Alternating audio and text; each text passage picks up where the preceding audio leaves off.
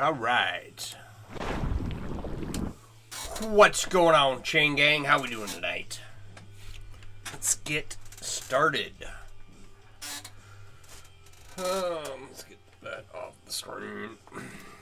So, okay. For anyone hopping in, I'm adding this band of elf weave around the top of this coif here. For those of you on the overhead, I'll zoom in here for you. Get all this stuff out of the way.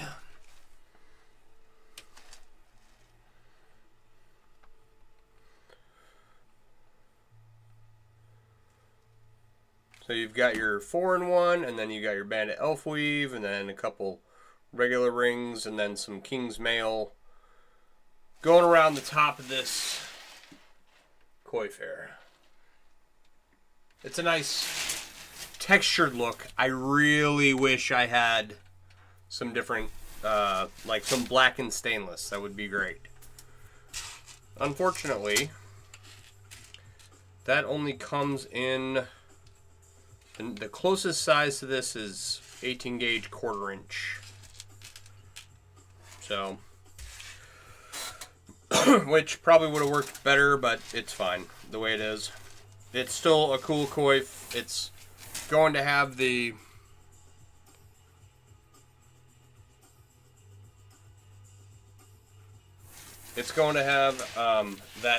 that band of different colored rings right here. For anyone who can't see, you should look on the overhead. Right, these rings down here are the line is right there. These rings and these rings are a different color, and it's kind of hard to see, but it is what it is. I can't do anything about it. I'm just going to continue to work on this. You guys want to? I did add some rings to the dags to kind of finish them off. I might run a chain through them. We'll see what happens. I'm gonna ruin my hair, but who cares? Let's put this. Let me do this for everyone. Change my camera view here. All right.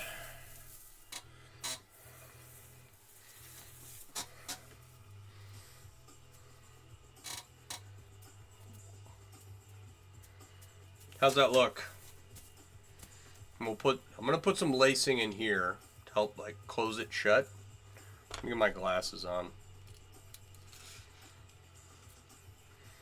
It's hard to tell on my computer screen. I don't know can you guys see that texture right there? So you got the elf weave here, then the king's mail going all the way around the face. All the edges have that elf weave edge to them, and then I put the rings on the dags, which is what these triangular pieces hanging off the front here are called. All the seams, awesome. You like that band? Thank you, Kelly. Appreciate you. I got a big hole right there. Hope that's not foreshadowing of anything ever. God. All right. So, for anyone not in the know, my name's Sean. I run mailworks.com. I design and sell chainmail themed apparel and accessories. Lots of fluffy, fuzzy stuff to keep you warm this winter. Check it out at myusername.com. It's mailworks.com. You can find it in the link tree of my profile, and a lot of other stuff in my profile, in the link tree of my profile. Astrid, how you doing? What's going on in your world? So, thank you for the follow. Appreciate you. I'm just tearing this little section apart. I am concerned that I'm running out of rings, actually. So this band of elf weave is adding a lot. If you like to make chainmail necklaces, right on. I'm wearing a chainmail necklace and have been known to make a chainmail necklace a time or two. I am just trying to finish up using all the rings that I have in my basement right now without ordering more. I keep saying that, but I keep ordering more. I'd be done with all the rings in my basement if I would stop ordering more. There's a whole story behind how I got started on this coif. I had some old rings. They were slightly larger. I ordered the same size from the manufacturer, and the new rings were slightly smaller, so I couldn't do anything with it. So the coif I had started, I turned into a dice bag, and then now I've got, well, then I had all these newer, smaller rings, and I wanted to add a coif to the selection of armor that people can wear when they're down here in my basement having a drink at our bar. So I went ahead and finished this project, but these are all new rings. They're not, and you know, they've been purchased within the last year. They haven't been sitting around like the rest of what's laying around down here.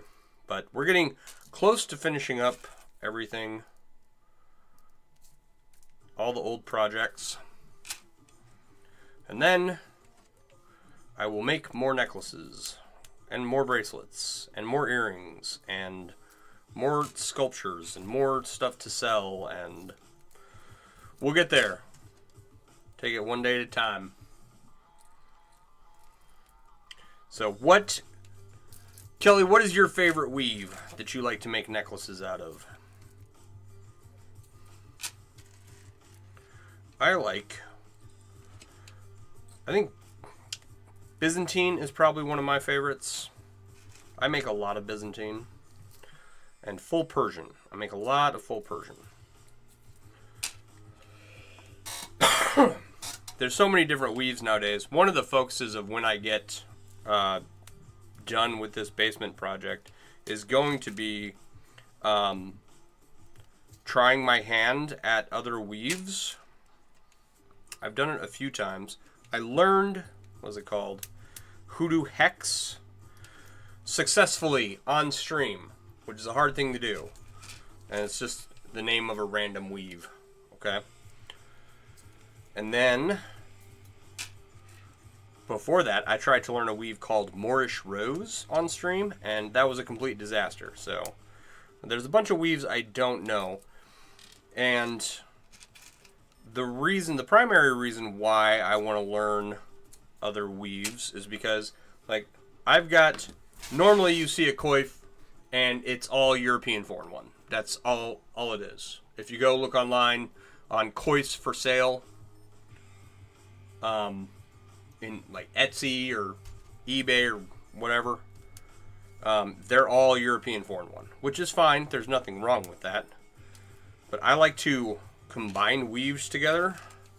You've been revamping item descriptions on the shop. That is something that I procrastinate doing all of the time. I hate writing item descriptions. Like, I'm really in the wrong business. So you have my sympathies, Astrid. I don't envy you a single bit. Okay, so right now I've taken, I had a section like so, right, of European foreign one, and right now I'm just disassembling it a little bit, and then I'll reassemble it and add it to the elf weave strand. So we're building a 1-in-1 chain. It's really funny because this band, the section that I've already added, went almost all the way around my head, but now that it's woven into the coif itself, it only goes about a quarter of the way around my head. From here, maybe a third. From one side of my forehead all the way around to the other. So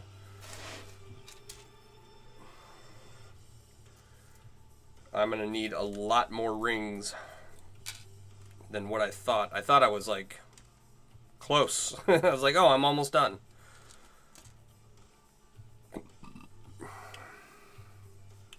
You've had to do something you can walk away from easy, doing some training with the little. Now, is that, do you just, okay. I am under the assumption that you refer to him as the little in an effort to avoid mentioning his name. Because children and their information shouldn't be on the internet. Right? But I also had a friend whose children were boy and girl. Okay? And they did not have names. They did not name them. They referred to them simply as boy or girl until they were of an age in where they could decide on their own names.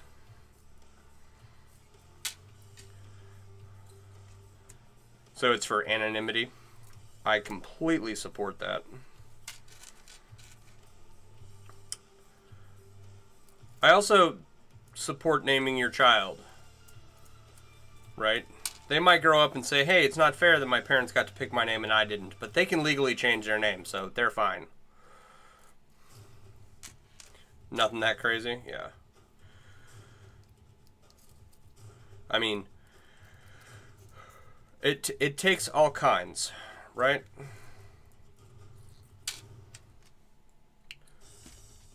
So,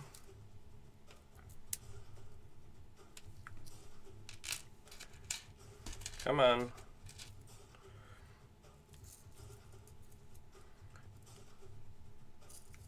There's no, I don't know. Like, if I were a child, my parents hadn't named me. Right? Like, you run into the risk of your child picking a name like Han Solo or Lando Calrissian or, you know, Leonardo. Right? Like, they're going to name themselves after, you know, why is your kid named Thor? Oh, that's the name he chose. Oh, okay. I'm very much of the attitude that I'm very supportive of traditional family names. Like, my middle name is my uncle's name. My son's middle name is his uncle's middle name, and my father's middle name, right? Stuff like that. You also stop posting any pics of him online as much as you can. Yeah, I make it a point, right? Like, if there's a picture of a friend of mine and their kid, I will like that picture. If there is, if it's just a picture of the kid, it's like, I don't know why you do that, right? I don't post pics of my kid online anymore. The world is a scary place. In addition to it taking all kinds, it's also incrementally more dangerous than it was when I was growing up.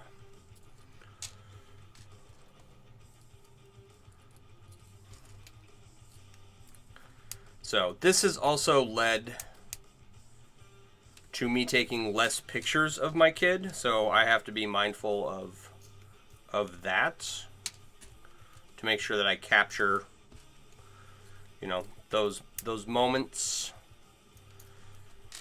It has been a minute since I last took a picture of him. You like unusual but normal sounding names? Unusual but normal sounding names. Like Zanzibar. It's a place. It's normal, right? Or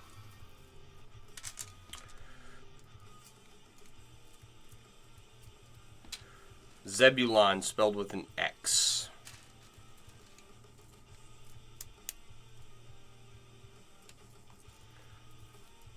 Okay. I only have one boy, right? So when I think about kids naming themselves,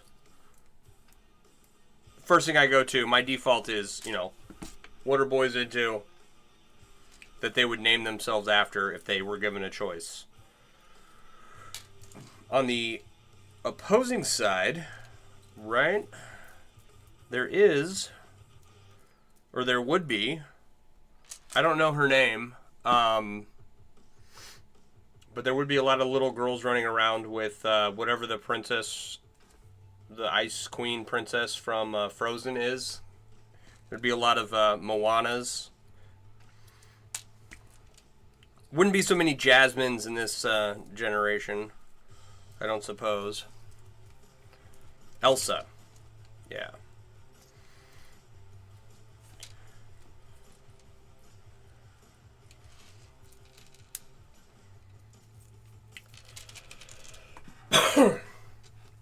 I've only seen that movie a handful of times, but I know some of my friends who have little girls, and they've watched the movie so many times, they know all the words and everything, and what do I want to do here? I'll just make it one long chain and then separate it.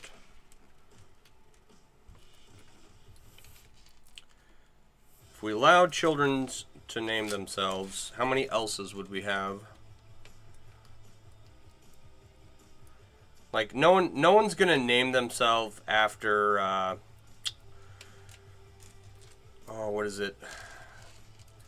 The lady in Emperor's New Groove. Like, Kronk is the dolty bad guy. You have a name for a daughter if you have one? It's play on Erica because you never met one you liked. You never met an Erica you liked?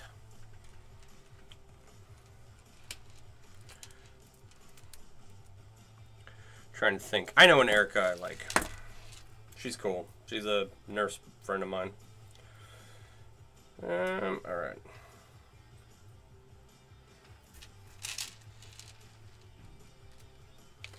See, now that would throw me off if I were reading that name. 100%.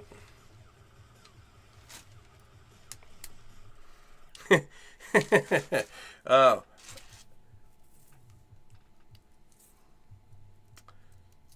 That makes me think of abstract baby names. It's how it looks. Yeah, no, you're not wrong. I see what you're doing there.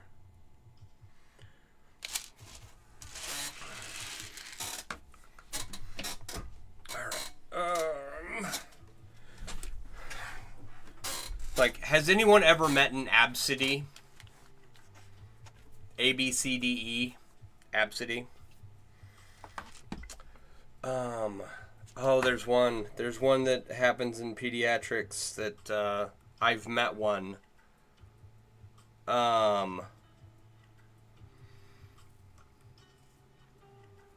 It's a medical term for body fluid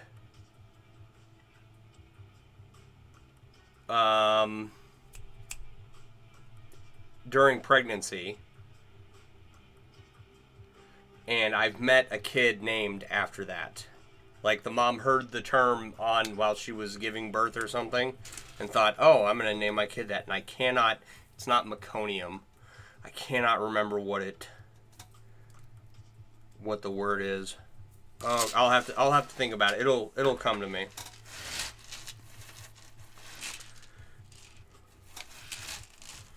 Alright, so I've made my 1-in-1 chains that I'm adding to this band that I have woven into the dome of this coif, right? And now I'm going to sew them up the center. Preeclampsia? No, that's not it. I'm sure someone has named their kid, like, Eclampsia or something. But if you ever go onto a pediatrics unit, or not a pediatrics unit, an OBGYN, a labor and delivery. If you ever go into labor and delivery, ask the nurses what are some of the names that they've heard people name their children. It gets wild.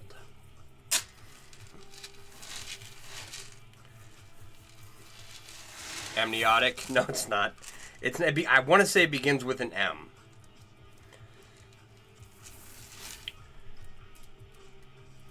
Ah, come on. Grab the ring, you silly pliers. Jeez. All right. So,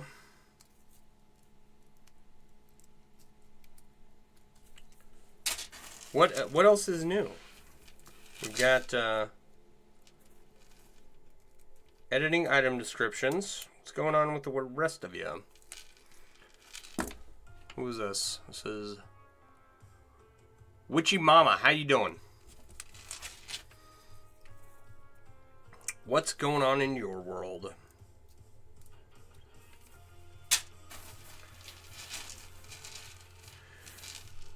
Alright, Elf Weave's one of those weaves that I don't have a strand of it several rows wide. So, when you make a single strand of Elf Weave, it's unstable. And I think I mentioned this last night. There's a couple different European 4-in-1 variants, like Elfbridge, Tiffany, and Interwoven 4-in-1 that make it more stable.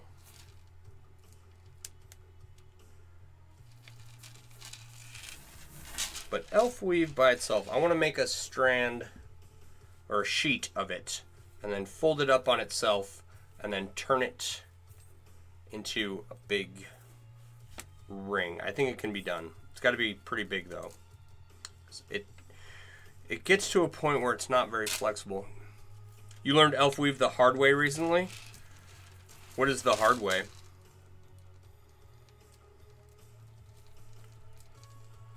Like not including a 1-in-1 chain on either side to sew up the middle? I suppose that would be, I don't know. Dependent on who you are, I would say which method.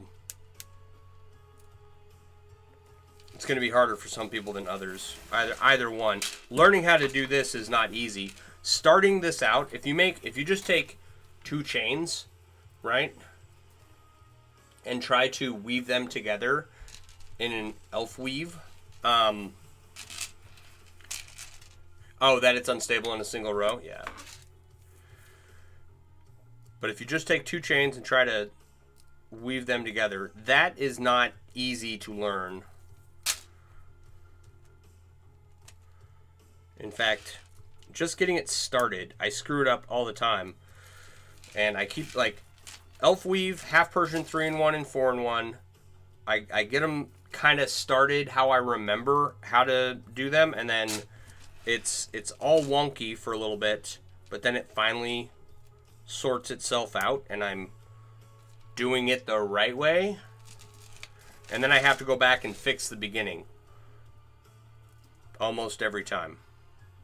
Because I could go and look up the online tutorials for it or whatnot, but I don't want to.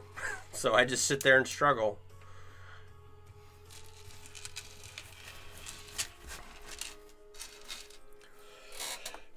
Excuse me. So, trying to are there any other weaves that are unstable in a single row? I'm sure there are. I'm trying to think. Like I said before, there's a lot of weaves that I want to learn, a lot of experimentation I want to do. When I get done with this project of cleaning out what's in my basement. All right. Witchy Mama, not a lot trying to survive? Yeah, I hear you there. Trying to get through.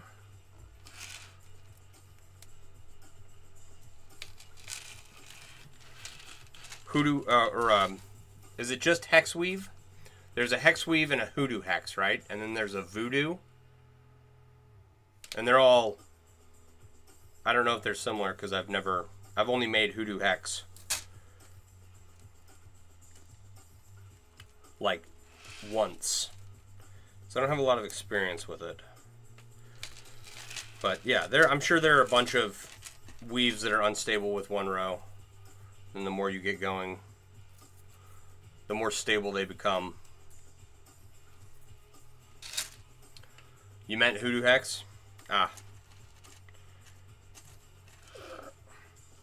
Yeah, Hoodoo Hex and a Voodoo and a Viperaberus and a Rhino Snorting Drano and a Not Tau 3-in-1, Tau 3-in-1. I don't know. There's a lot of just odd names for weaves because they've all been made up recently. This is a great time for chainmail, and I mentioned this before. We can make chainmail now with more materials than ever before. We can use there's more information available out there than at any time ever before, and there is more. I think there's probably more people making chainmail right now than at any point in time in history, and there's more weaves. And I would venture a bet. I would bet $100, right, that there is well, no, I know there's more weaves now. I need to figure out how I was going to phrase that. You're loving Viperaberus? I've got a Viperaberus bracelet right here. It's kinged. I don't know why I don't have my jewelry on, but this is Viperaberus. And kinged, for anyone not in the know, kinged just means all the rings are doubled. Like when you get to the end of a checkerboard and you have to king the checker. I think it's where it comes from. I don't rightly know. But I didn't make that bracelet. Someone else did. I bought it from Sassy Lass Studio at the Curiosities and Oddities Expo. And I bought a JPL bracelet from them in black glass titanium. And my neighbor wanted it, so I have I don't know, 1, 2, 3, 4, 5, 6, 7. I have 8 bracelets that I wear routinely. You can always have more. There's no reason that you can't have too many bracelets, right? You just can't. But I have enough. My neighbor liked the JPL one, so I was like, I've got more. And I will eventually get my hands on more black glass titanium, and I will make some myself.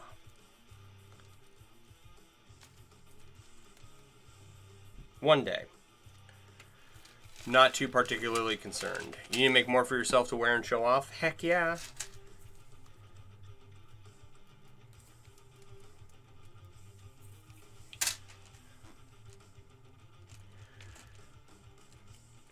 At work, I typically just wear my necklace, right? Just because, being a nurse, I have to wash my hands constantly. So, it's like I don't want to sit there and try and, take all my bracelets off, wash my hand, and I don't want my bracelets dragging in someone's goop from their wound or something. Ugh, that's gross, just to even think about. So,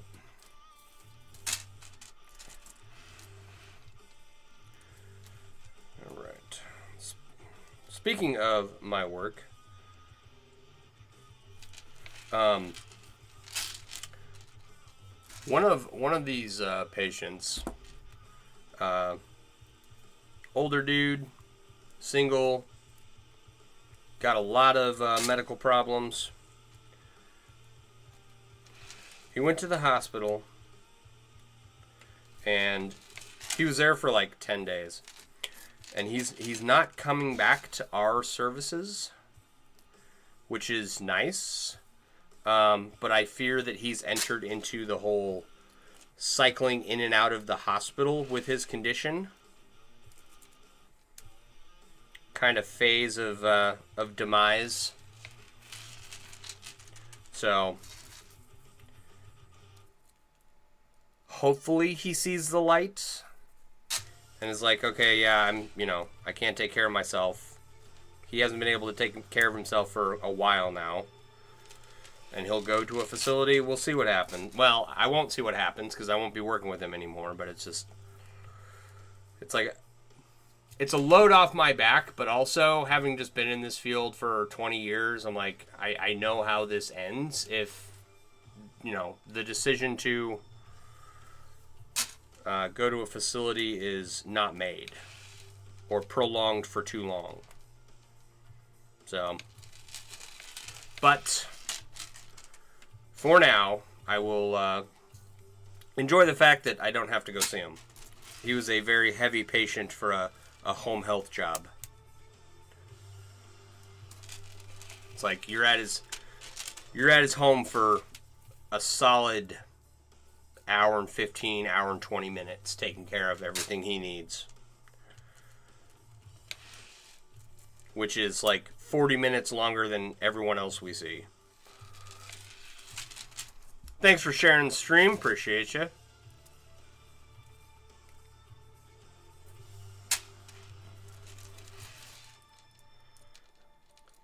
All right, there's a basketball game I got to go to tomorrow night. So I will not be on here.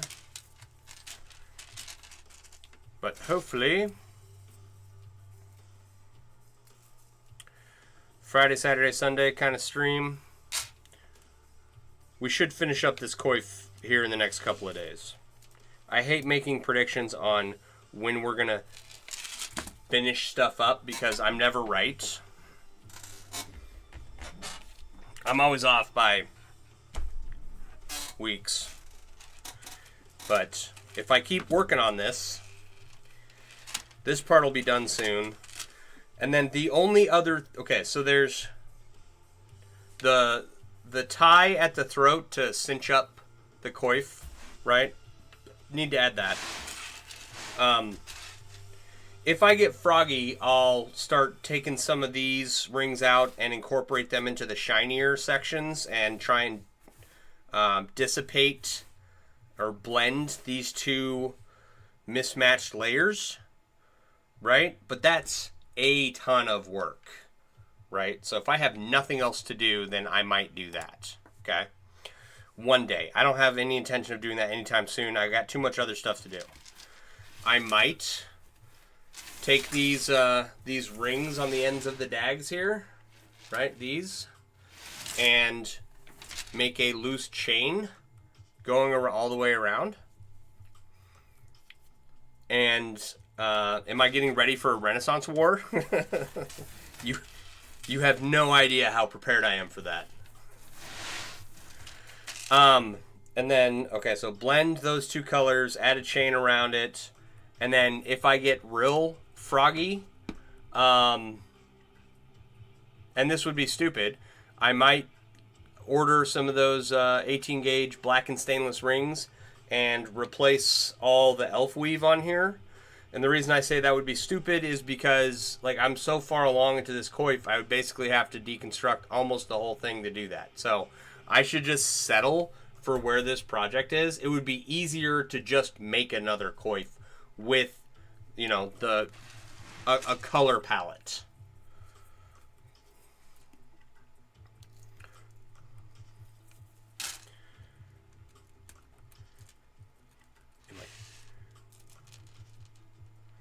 The Renaissance War. Good sport. People take stuff way too serious. Have a good night. Hey, thanks for stopping by. So I'm trying to figure out what the Renaissance War is now, right? Is that like where what's it called? It's called... is the Renaissance War where the Scarborough Fair takes on the Texas Renaissance Festival?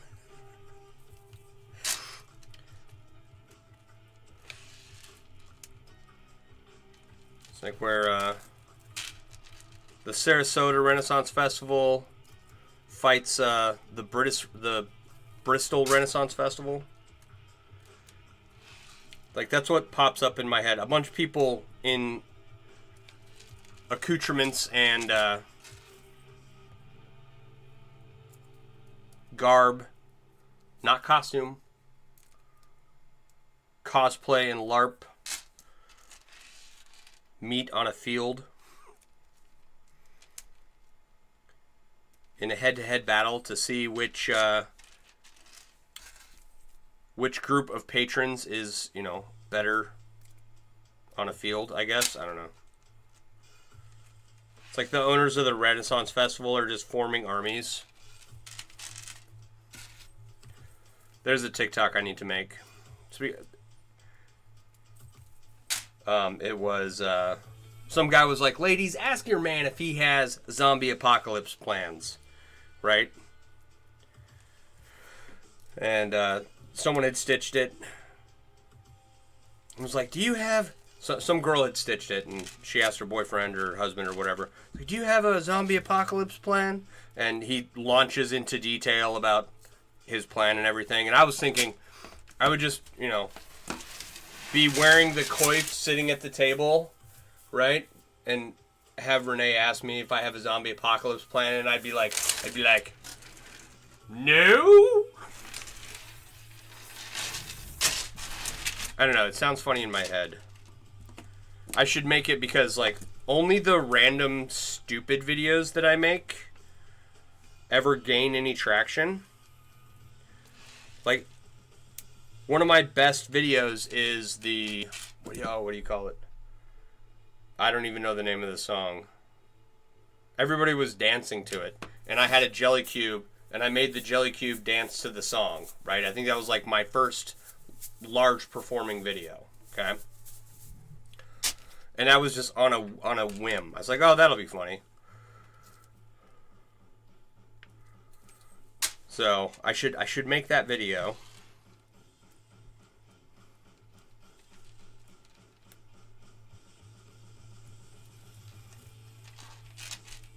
Because it's dumb, and the internet celebrates stupid videos. Alright. Oh, I'm sure so many of you are very interested in the status of my order. I have a large chainmail inlay. It says Finnegan's Wake on it. It's got some, like, Celtic knotwork stuff in the background. Took me, like, 19 years to make, and it was a whole ordeal. But it's done, like, done. I had it on a dowel rod, and I was like, that's not as cool as, say, a spear. So I finally had the extra money to buy a spear. And I got that in, and then I was like, okay, I need hooks, and I wanted, like, Celtic-themed wall hooks. But those apparently are not in very high demand. So I didn't find any I liked, and then the hooks that I did like were $100. And finally, I was like, you know, these wall hooks are really cool, but I've already spent a gross amount of money on this project, and it's taken way too long. So I'm not going to get the $100 wall hooks. So I bought some, I don't know, they're like $15 wall hooks or something.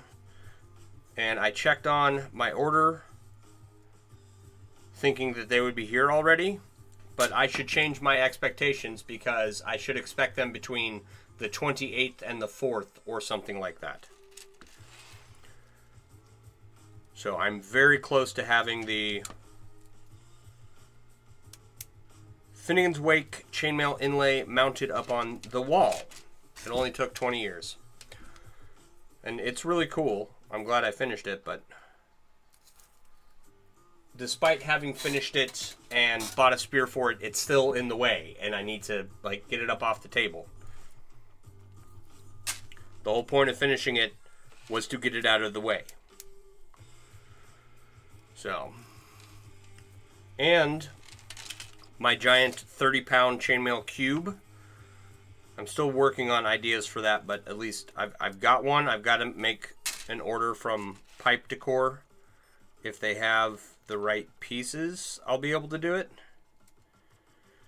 They might not. I might just be thinking that I can do stuff that I can't, because I don't know anything about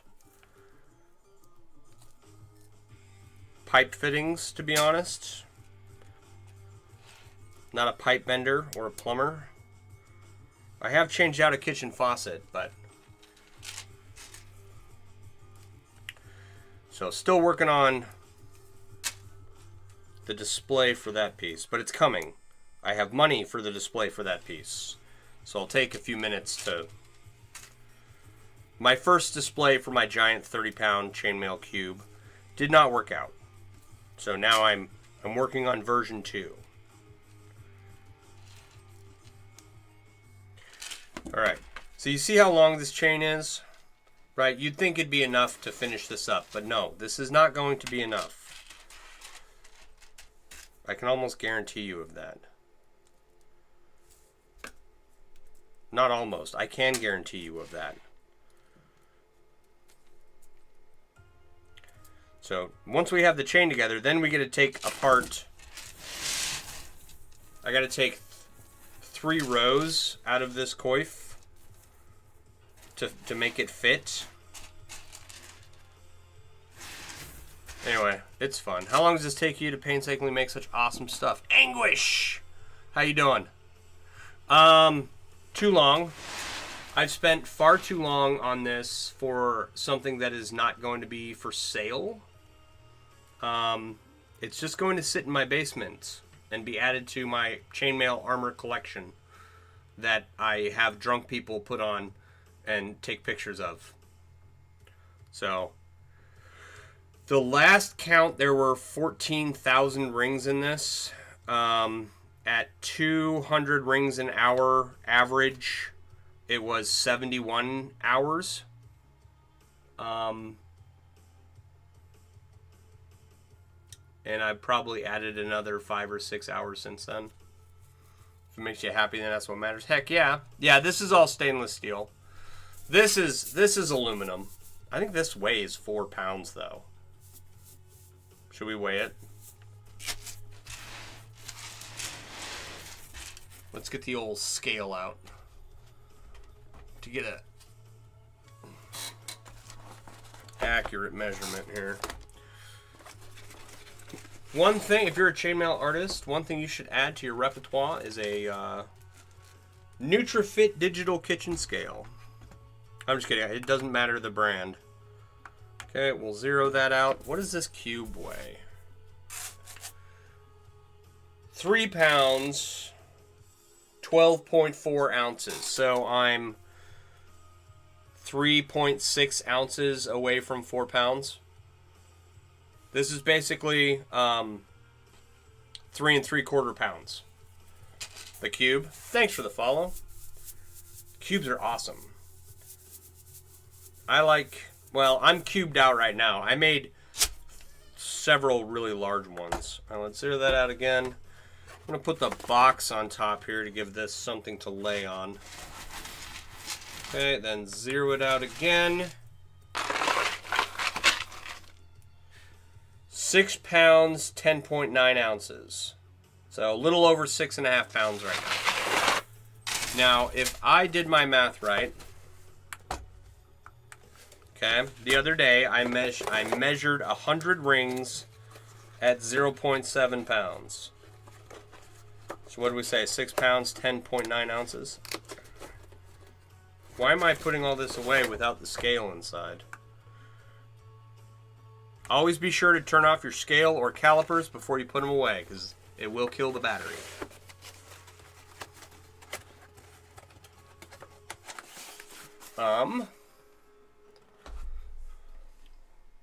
I did the math on this just the other day. Let's see here. Clear. Okay.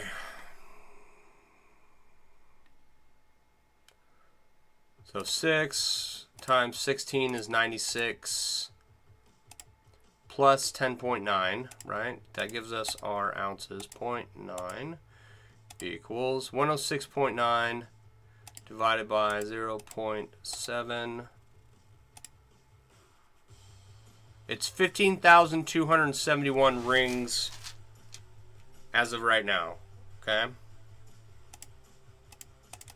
Okay, and then divide that by 200, and it's 76 hours roughly so far. But there's been a lot of like tearing it apart and putting it back together and stuff, and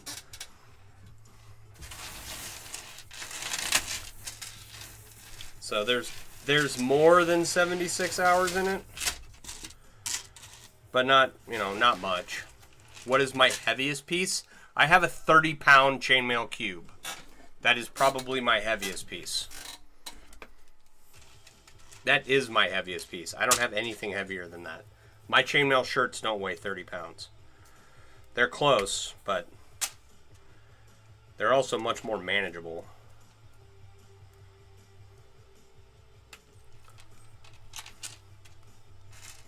Yeah, there's 42,000 rings in that cube. You want to see it? It's right over here. I'll grab it.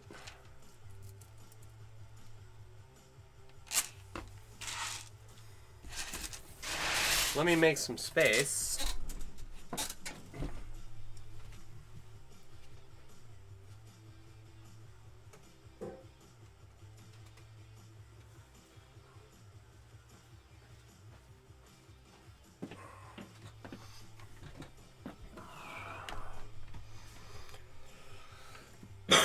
So, I used small, if you see the pattern on the rings, those are small rings. I used small rings to make 95 big rings out of regular stainless steel.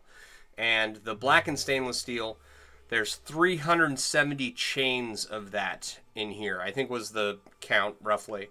And then if you look at the top, there's 4 ball bearings there. There's 4 on the bottom and 2 on each side, and 6 buried inside. So that's 22 ball bearings. There's 42,000 rings. It's a sculptural piece that I hope to sell for a ridiculous amount of money one day. And this is the one that I'm still working on the display for it.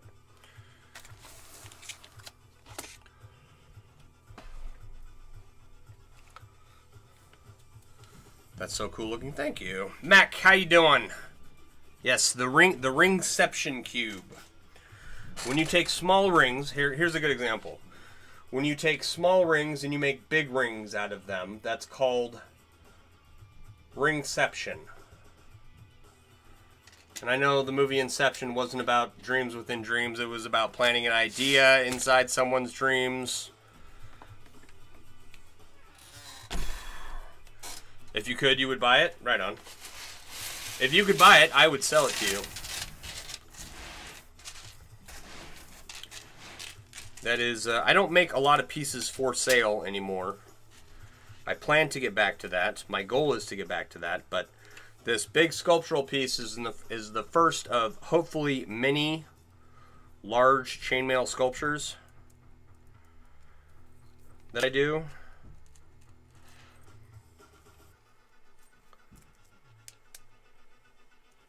Because there are a lot of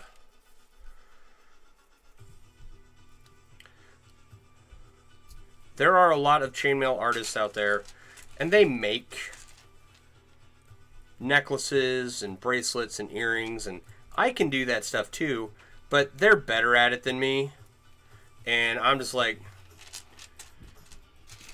let them do that. I want to make large chainmail sculptures. Even if I never sell a single piece.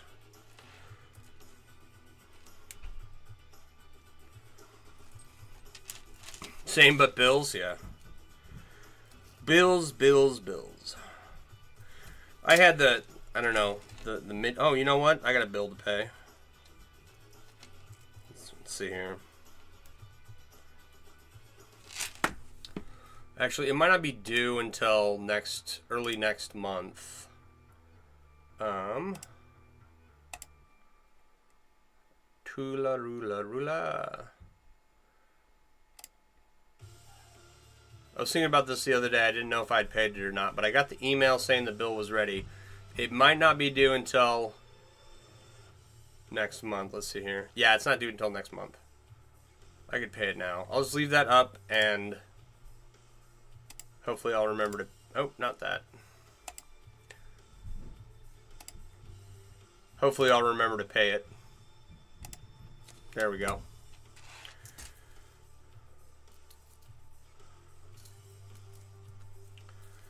It's my electric bill.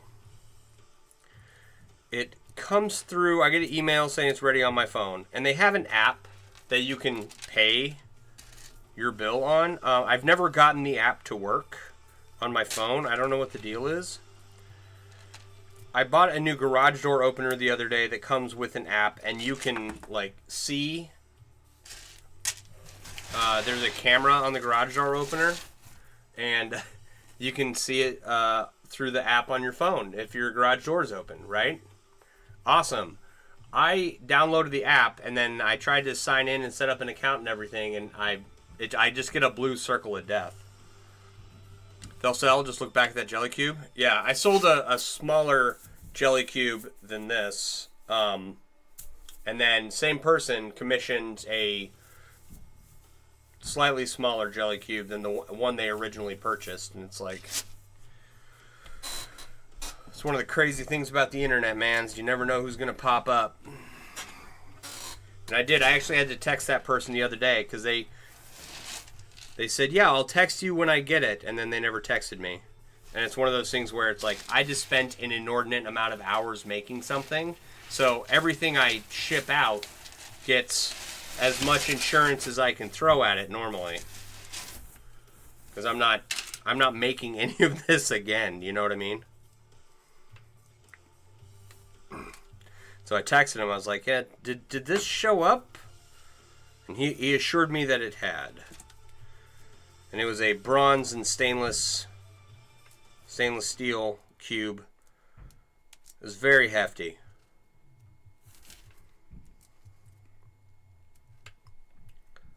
So much so that I want to make one for myself, but I want to use all stainless. So, alright, okay. This strand of elf weave is about 3 rows wide, or 3 rings wide. So I've got a 3 ring wide section removed from the coif so far, up to right here. So not very far. But I'm going to attach the section that I can, and then we'll pull some more rings out of this coif and add it.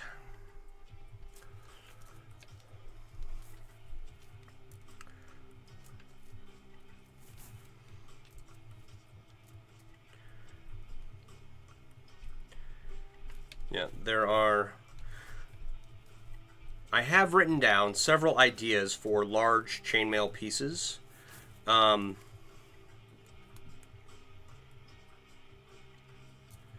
I want to make like 10 or 15 pieces. Okay? But I only have like 6 ideas written down. So I'm in a bit of a pickle. I don't remember how many ideas. I have a few ideas written down, and I need a new notepad. Because it's like the piece of paper I've been adding ideas to is a mess.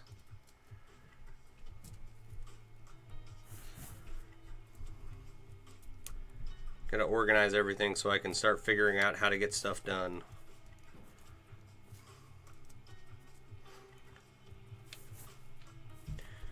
That's probably it for that side.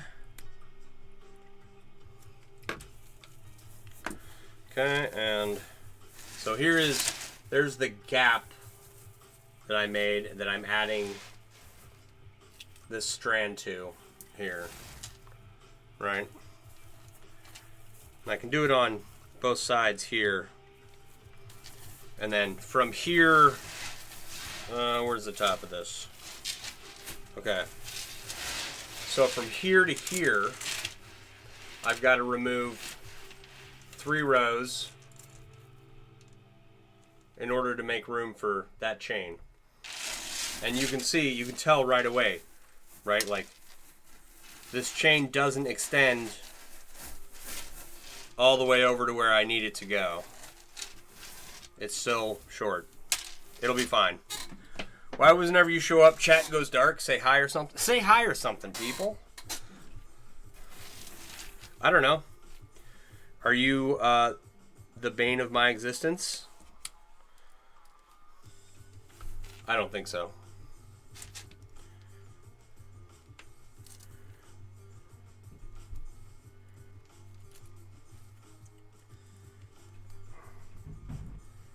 I don't think it's your fault, but it does happen whenever a conversation sparks up between a creator, and you can see this in other people's streams. Other people like get content to just sit back and watch, you know? Usually, a lot of times, when I pop in a stream somewhere,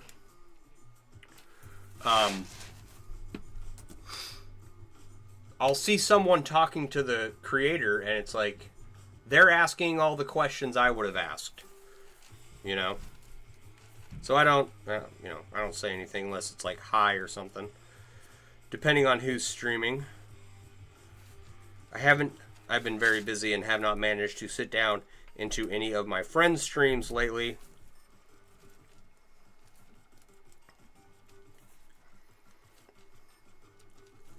But it is what it is. Not the bane, just a mild inconvenience. No, I don't think that has much to do with you, but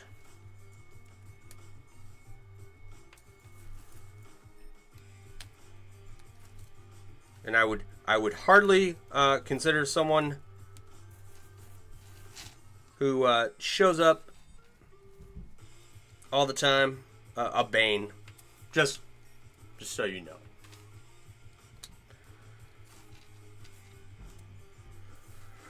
All right.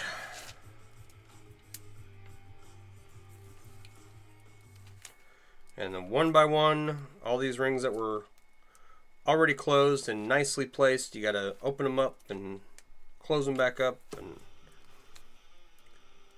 because of my inability to plan well, actually, it's not even an inability to plan, right? So I had I had this pretty much done, and then I was like, okay, I want to make it fancy, right?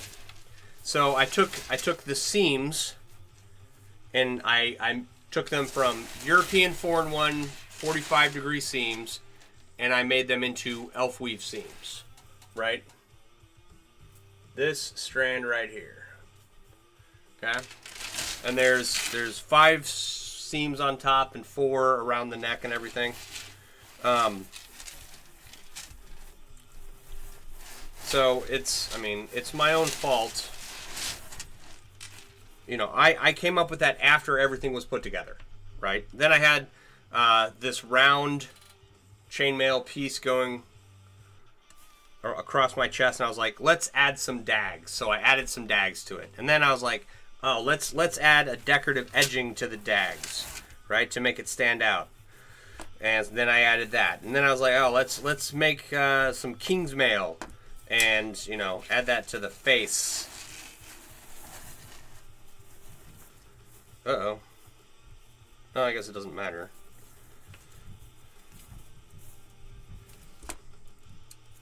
So, it's not necessarily bad planning. It's just that I get to a point and I'm like, oh, that's a good idea to implement. I should do that now after everything else is set into place. Is this inside or outside? Yeah, okay.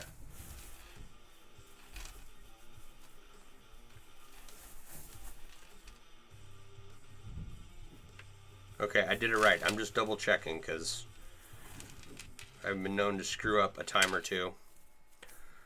What is King's Mail? Okay.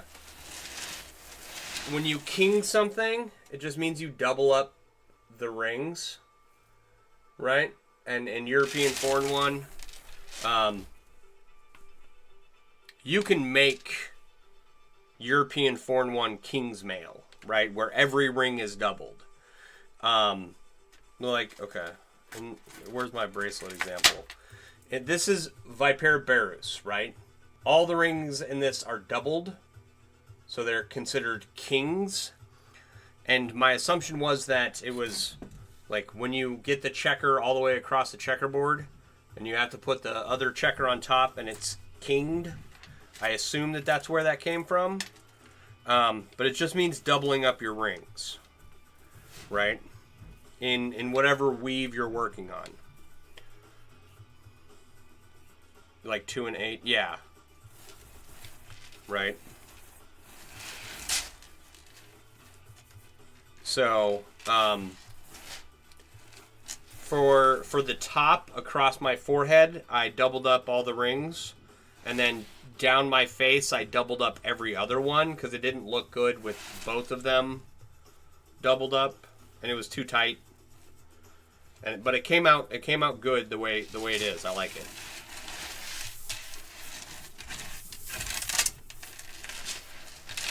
So, and all of this was like an afterthought. I had your regular coif that you put on, but I'm too fancy for my own good, and it makes it so that projects take longer than necessary. I could have this done. This is literally an unimportant project. These rings are not old. They have not been sitting in my basement for forever. I'm just making a coif to add to my chainmail shirts that I have sitting on some armor stands down here. Extra. Yes, I'm very extra. Right? And I can do this, and I know how, and it's like, well, by golly, I guess I will. You know, even if it takes me an additional 35, 40 hours. It's fine. It's fine. I don't have a family to pay attention to or take care of or a job to go to or anything. Oh, wait, I do. Crap. Anyway. Use the tools and resources at hand. Yeah. Well, it's like,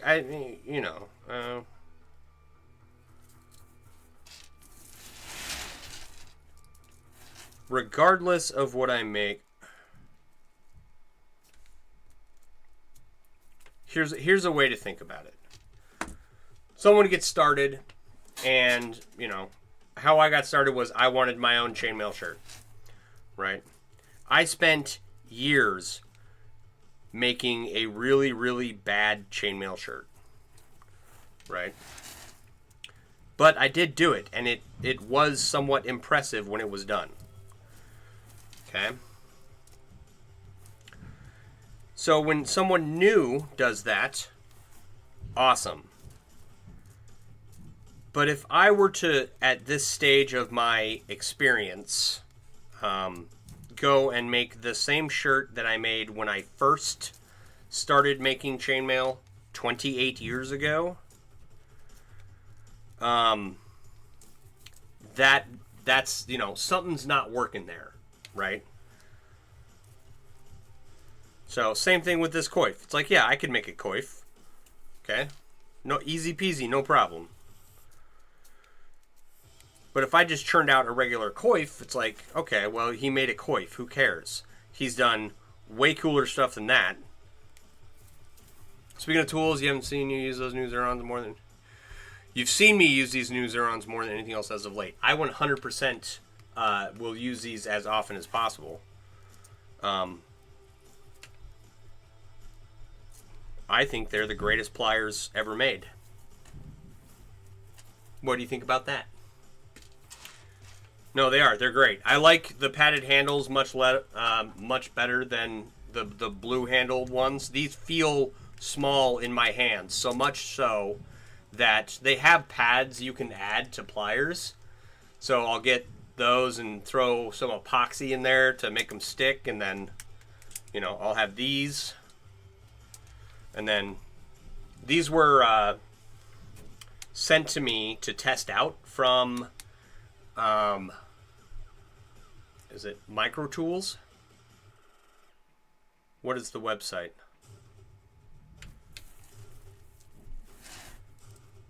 Crap, now I can't think of it. It's in my link tree. And these are, once I got used to them, these are great. I've heard from people with smaller hands that they're not very comfortable. The pads are too big, and that's just user subjective preference. So if you have smaller hands, you know, go with the blue handled ones. And I don't have I wear a large glove at work. You can't think of it either? Yeah, if you could grab that, it'd be great. Come on. Yeah, Micro Tools. I think it's microtoolsplus.com is where you get the Zerons with the black padded handles that I'm using right here, just in case anyone wants to know. So,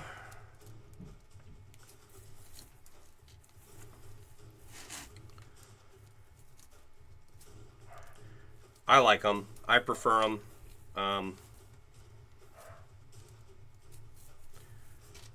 It's like I've got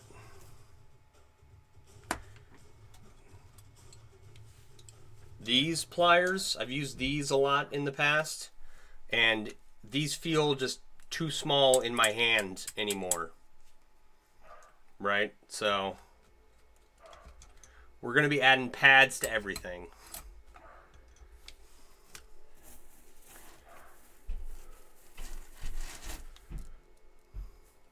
Dweb, how you doing? Is it D-Web or Dweb? How do you pronounce that? Like a initial last name thing? Yes, we're making some chainmail.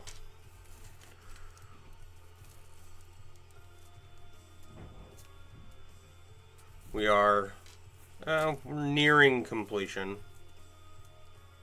Ish.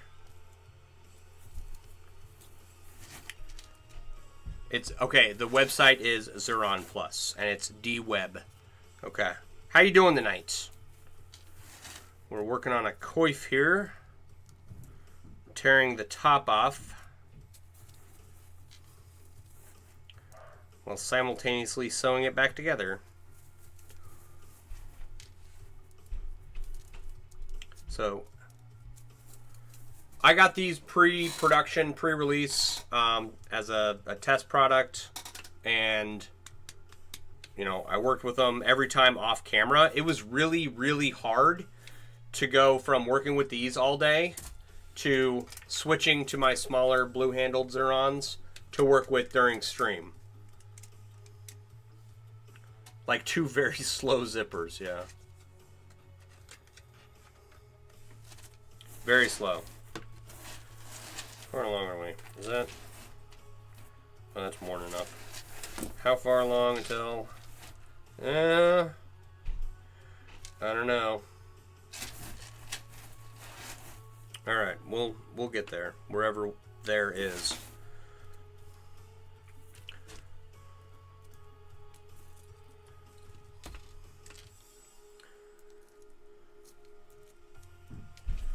Okay, man, you didn't even think of that? You had them a while before the... I had them about 2 months, six weeks maybe, before the public announcement.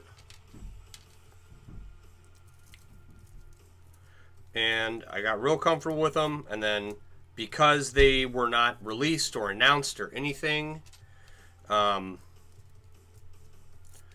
couldn't share that information with anyone. So, and now they've got like kits at zeronplus.com. I'm going to order some more. Xuron makes a bunch of different styles of pliers. Like these are 483 blunt nose. Okay? They're great. These are also 483 blunt nose without the black padding, right? These ones are the 487 chisel nose, right? They come to a very sharp point. And scary if you slip with them, 100%, right? They're I've never worked with the chisel nose before until I got these. These are they're good. I like having them. They get you access to a lot of areas. They make you more able to do harder closures on certain things. I'm going to grab another pair to have a pair in each hand at some point.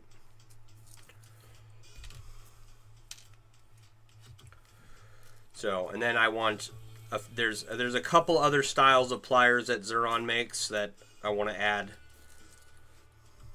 to have just in case. You think the chisel nose are the best? And yes, the chisel nose are scary. I've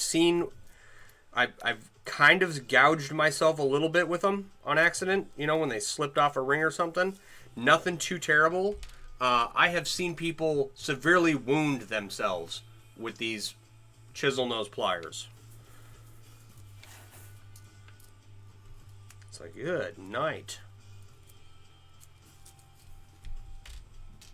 So I don't want to slip with them, but I've been lucky so far.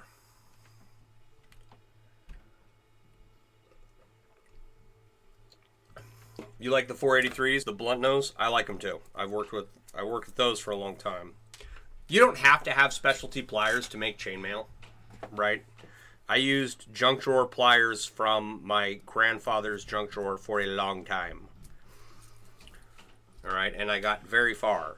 There are just pliers that are better for different applications.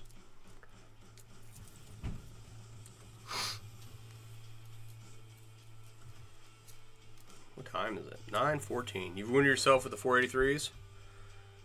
You won't get the chisel nose. I think that's a wise choice.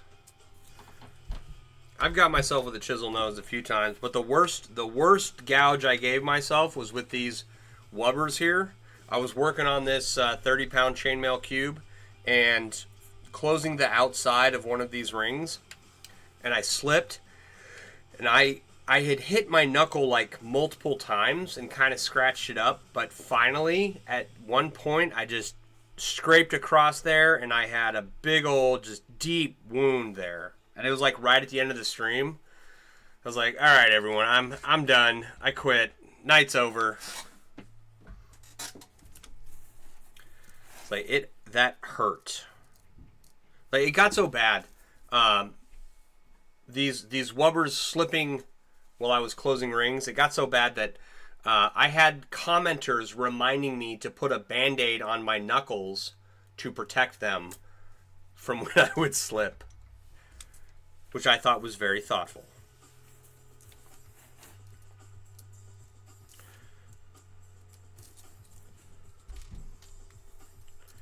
Alright, a couple more rings to remove and then we'll get to closing this back up. Thank you for the dinos, appreciate you.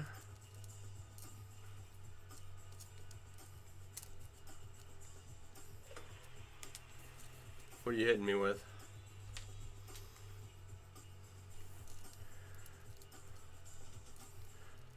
All right.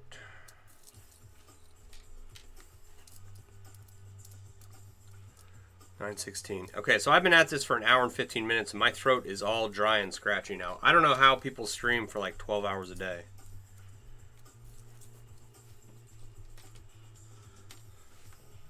Oh, that's the noise that says I'm at my goal. Okay, that makes sense.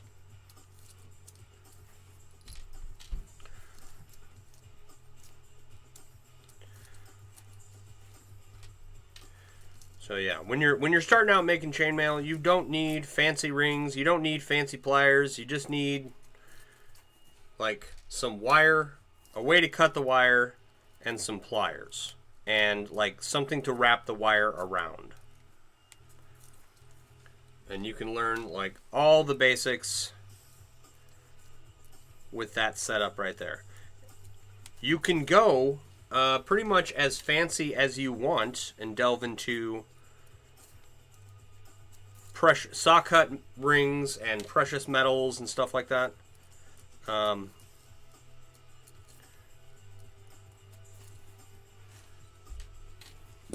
But you don't have to. Okay, I'm going to flip this inside out again. It would seem to be easier to work with on the inside. All right.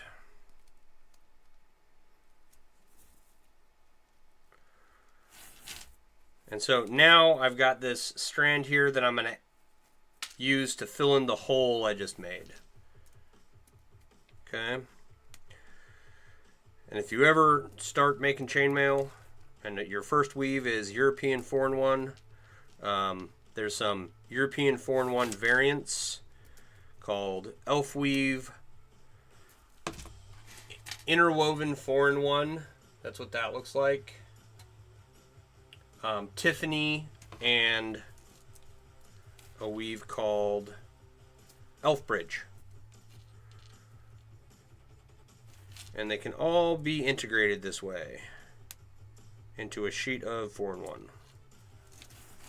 So you can get, you can get real fancy.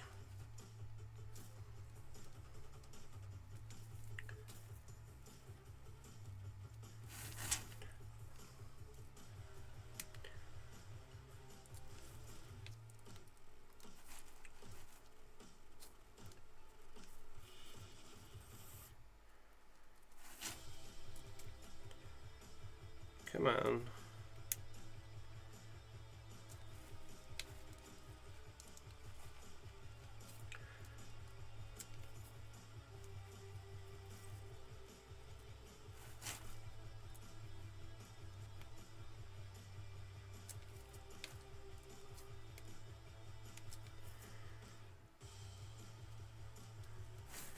So if I had enough rings, trying to think.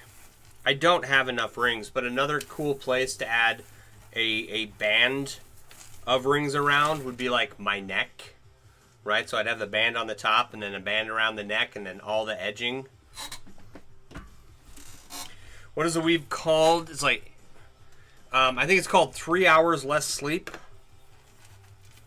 Someone stayed up 3 extra hours and invented a new weave and called it 3 hours less sleep, if I remember correctly. I think it's the only pictures of it are on the Male Artisans forum or the Male Artisans webpage.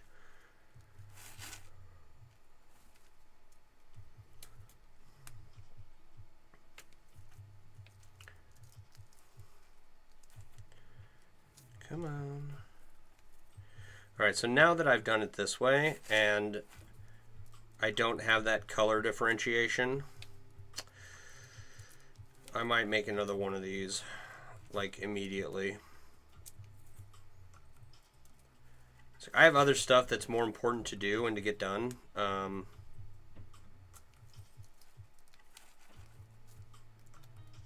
don't know, it's fine. I'll figure it out. I'll make another one, and I'll be sure to include a color change or something, because this is, unless you're looking at this close up, right, it's hard to tell that there's anything different in the weave, right?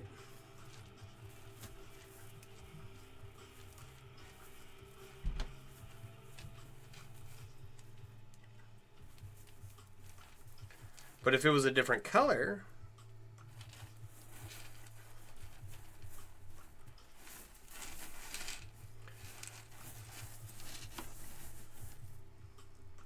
Alright, I'll stop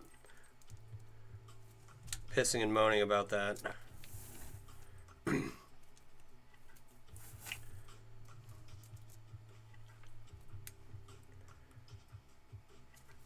As a standalone piece, it's a good example of my skill and ability, and I should be happy with that.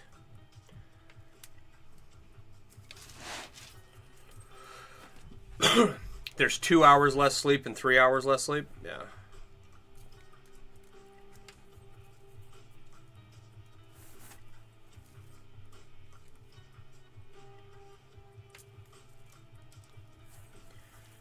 Oh, that goes nowhere near the end of that gap I made. Okay. Oops.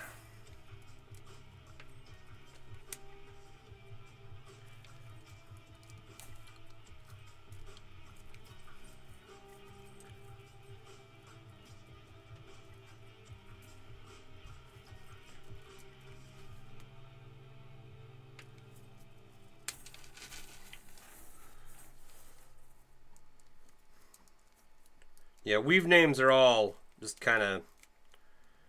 They are what they are. Like, they're all made up, right? Like in the medieval ages, they didn't call European foreign one, right? We call it that now because that's a technically accurate way to describe it.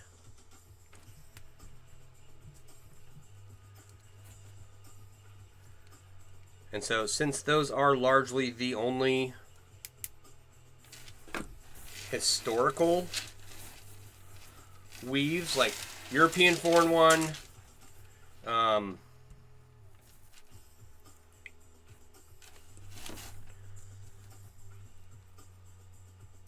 don't quote me on this because this is a big contention in the chainmail community, right? Is the prevalence of other historical chainmail weaves besides European foreign one, right? There's historical examples of European 6-in-1. There's historical examples of budded rings being used. I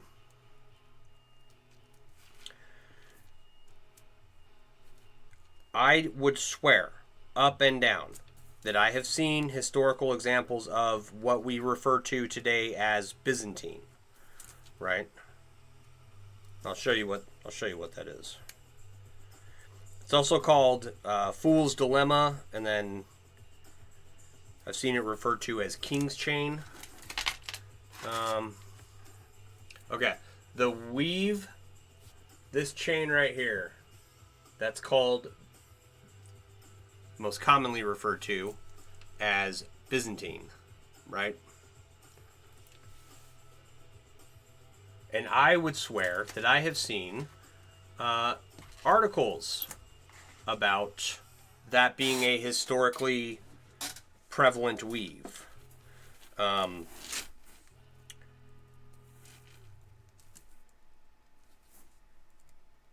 I could be very wrong.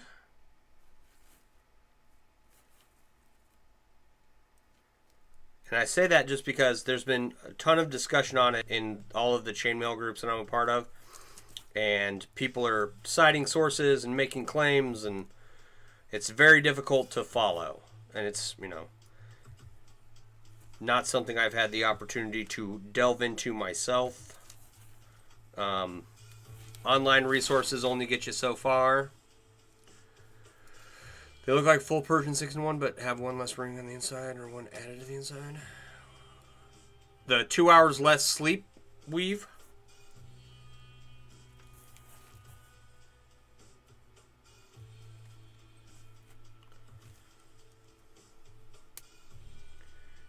I'd have to take a look at it. I have no recollection of what it looks like.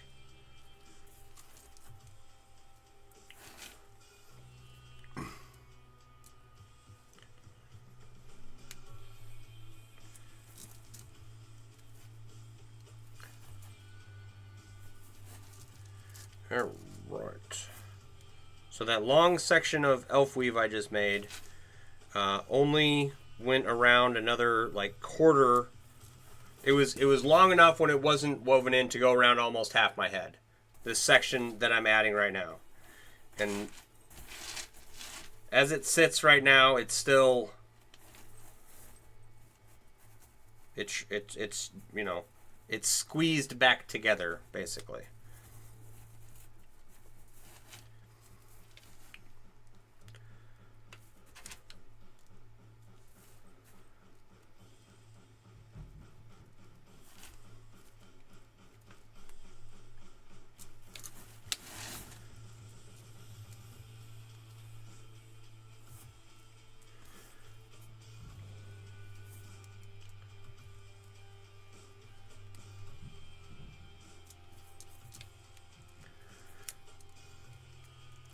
I wonder, There's an idea I don't need. So I wonder how solid you can make a single strand of elf weave. Like if you take a single strand of it, put some thorn one on one edge, thorn one on the top, add another single strand of elf weave, right? And then, anyway. Something to try, see if you can make something out of.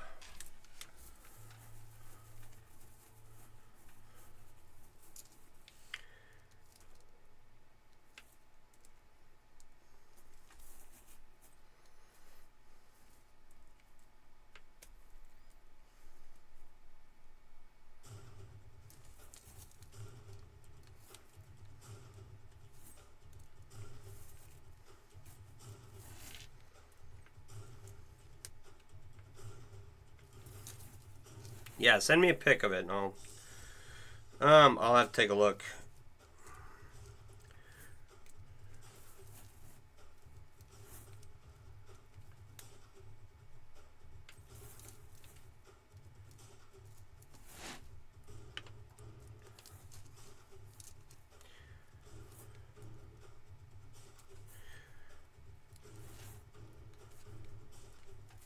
Come on.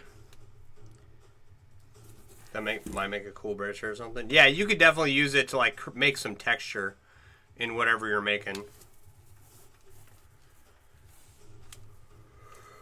Oh, excuse me. Okay.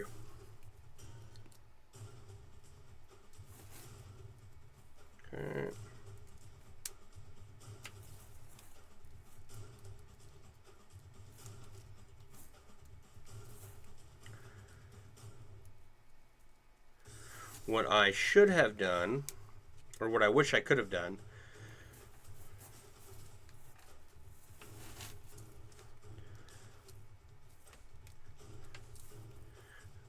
is play with the ring sizes a little bit more. I don't have any more 18 gauge, or I don't have much more near this size. So I couldn't play around with it too much. But if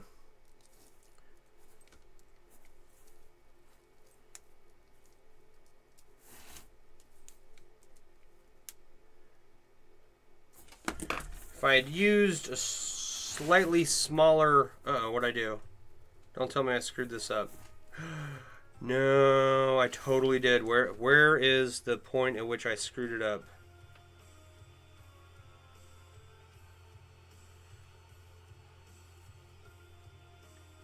Oh my gosh, I'm an idiot. Well, let's see here.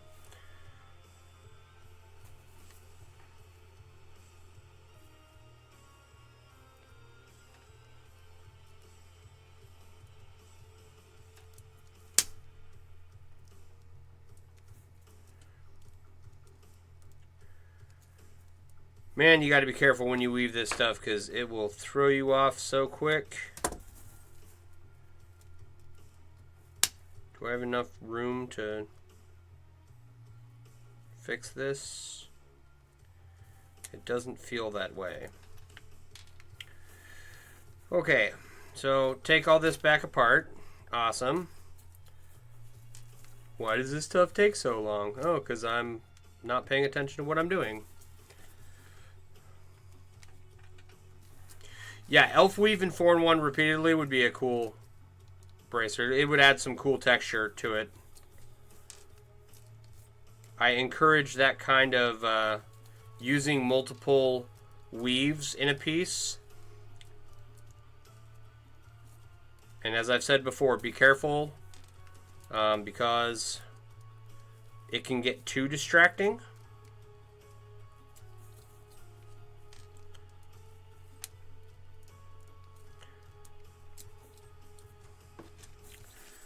Okay, let's try this again.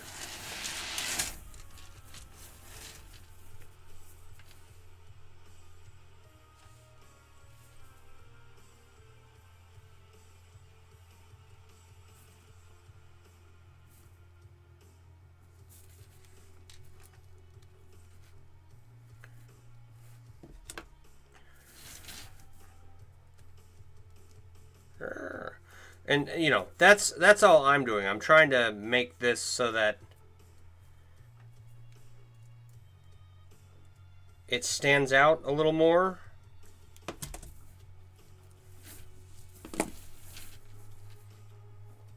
Right? Like it's trying to make it a unique piece by adding all this detail that no one who's ever going to see this in person is going to know what they're looking at. Only another chainmail artist is going to notice anything, right?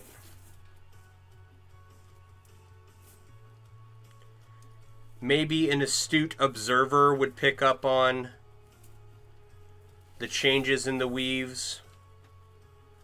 But the color differentiation would have helped kind of dictate where the eyes go, right? Like you look at this and it's just a liquid sheet of stainless steel, right? Cool. That's fun, but you don't know what Mother of God. Have I screwed up this whole piece?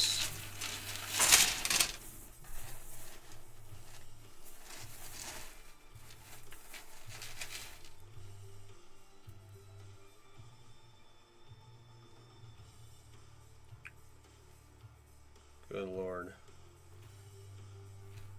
Well, I'm not... Okay, I definitely screwed some of this up. I'm going to leave that alone for right now.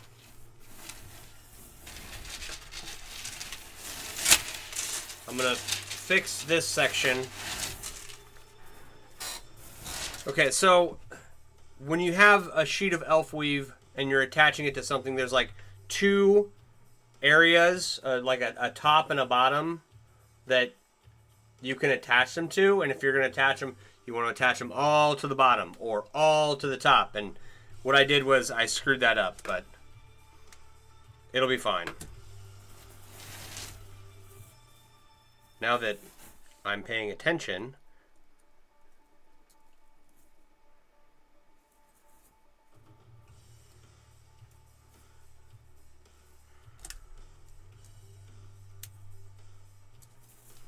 not a lot of damage, but it does take a couple minutes to go back and fix. It is what it is.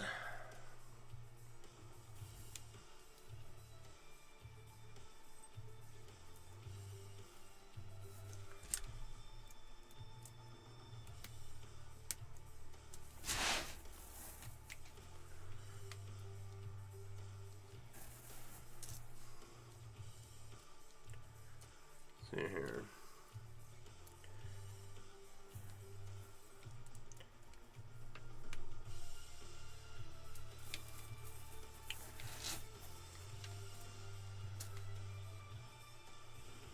It's like, okay.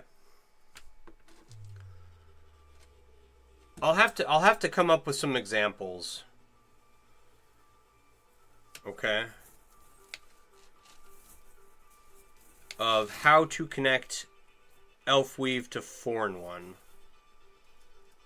right? Because there's a couple different ways.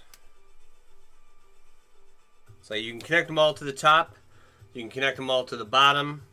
You can connect the 4-in-1 as 4-in-1. It's kind of switching from like an elf weave to a interwoven 4-in-1 half transition thing. I don't know how else to describe it.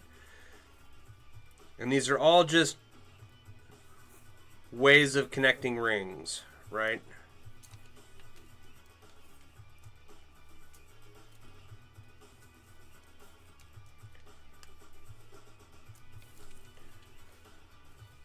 Or ways of connecting weaves, I guess, would be more accurate.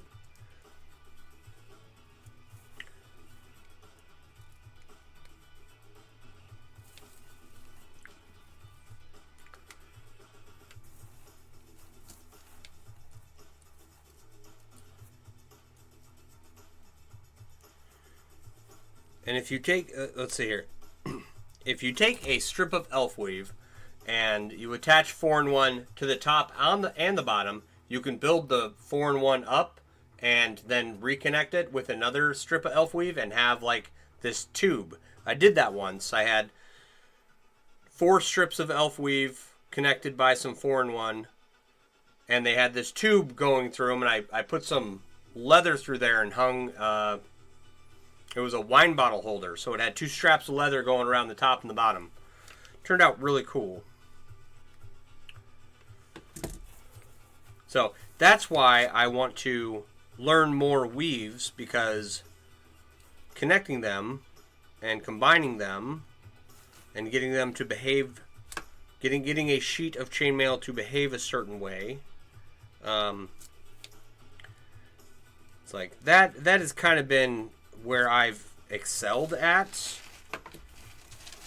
right?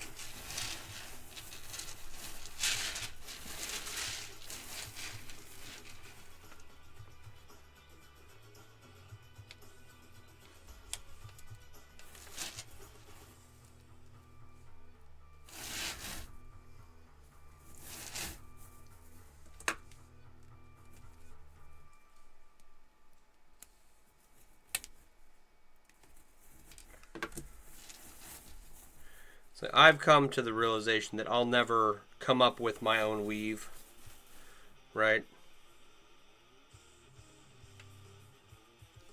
I think that one was just...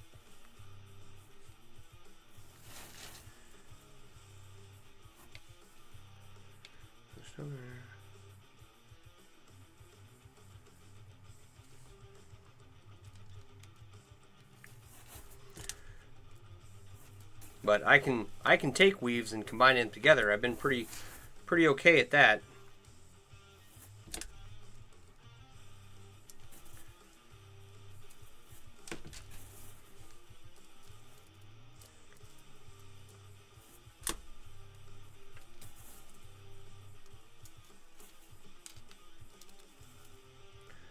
All right, where does this end? Right here.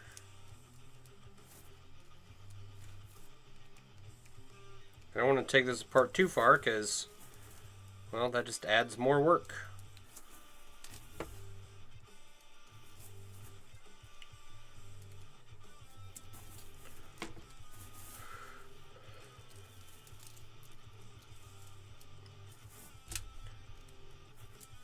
So, I've got just a little bit.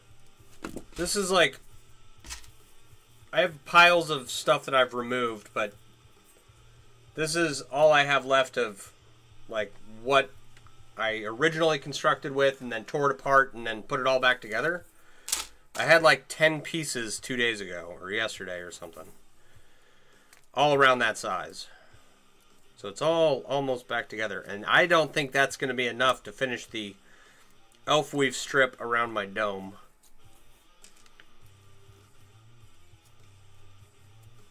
Alright, let's see if I can do this right the second time.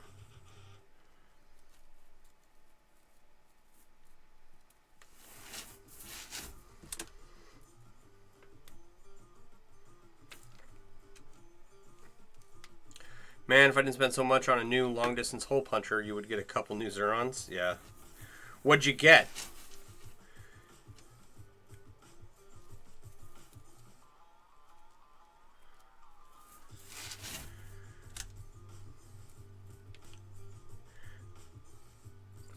I have not been in the market for one of those for a while. It's like I'm pretty much topped up at the moment. In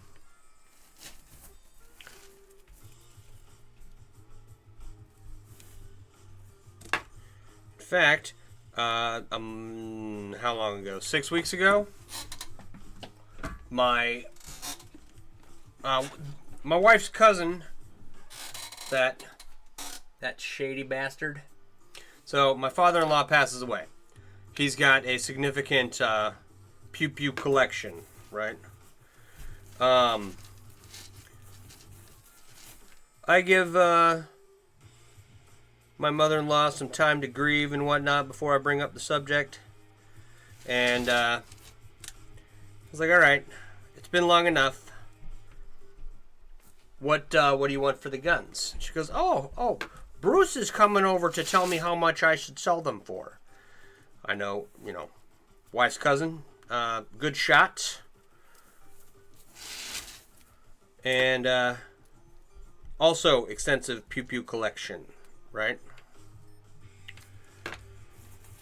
So I'm like, okay, well, let me know.